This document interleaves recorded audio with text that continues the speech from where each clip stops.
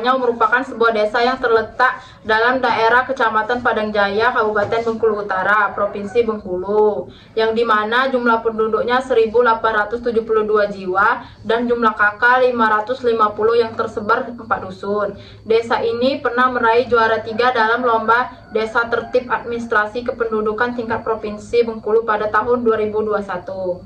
Selanjutnya, profil PT Sandabi Indah Lestari atau PT SIL.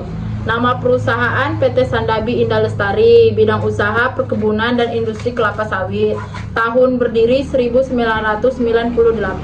Lokasi operasional di Kabupaten Bengkulu Utara, Provinsi Bengkulu. Jumlah karyawan sekitar 600 orang di Bengkulu Utara. Operasional dan kapasitas produksi, PT SIL mengelola perkebunan kelapa sawit seluas 15.000 hektar yang tersebar di 3 wilayah di Bengkulu Utara. Perusahaan ini juga memiliki pabrik pengolahan kelapa sawit di Desa Lubuk Banyau.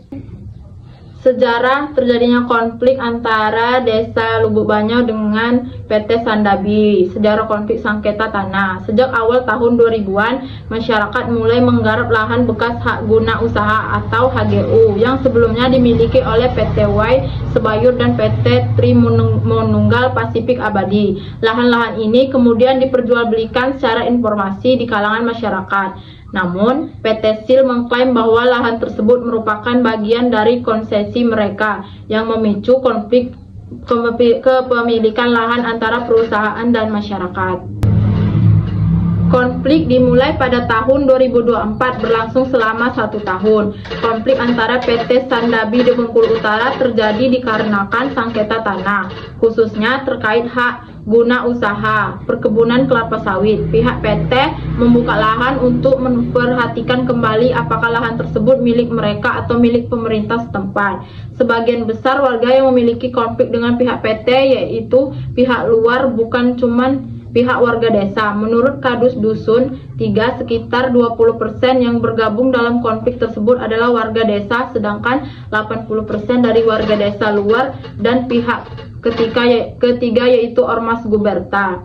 Pada September 2024, konflik memanas dengan adanya aksi pendudukan lahan oleh kelompok masyarakat yang tergabung dalam Ormas Gerakan Bela Tanah Adat atau Garbeta dan Lembaga Biona Betumen. Kelompok ini menduduki lahan PT SIL di kawasan hutan produksi konversi atau HPK Register 71 dan menghentikan aktivitas perusahaan. Faktor-faktor pemicu terjadinya konflik Desa Lubuk Banyau dengan PT Sandabi. Yang pertama, sengketa lahan.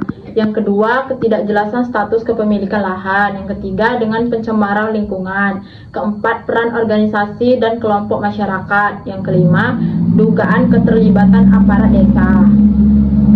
Selanjutnya, penyelesaian konflik. Konflik antara PT SIL dan masyarakat setempat di Desa Lubuk Banyau, khususnya yang tergabung dalam Gerakan Rakyat Bela Tanah Adat atau Garbeta dan Lembaga Bioa Betunen, bermula dari klaim penguasaan lahan oleh perusahaan yang dianggap oleh sebagian masyarakat sebagai wilayah adat atau lahan yang telah mereka garap secara turun-temurun. Hal ini memicu aksi damai dan penguasaan lahan oleh kelompok masyarakat tersebut.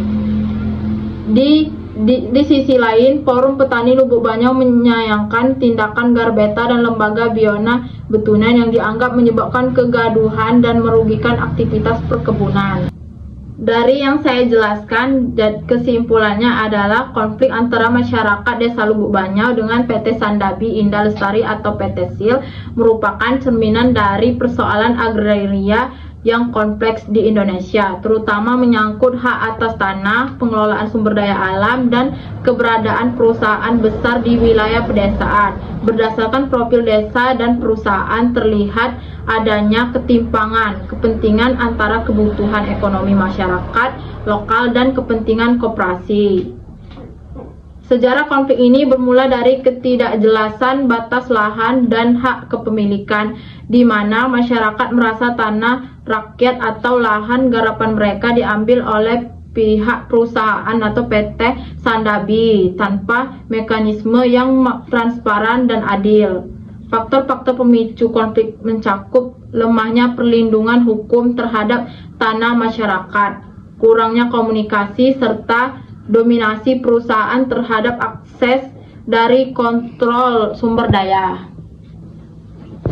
Itu saja yang dapat saya jelaskan, lebih dan kurangnya mohon maaf. Saya akhiri, wabillahi taufik wal hidayah. Wassalamualaikum warahmatullahi wabarakatuh.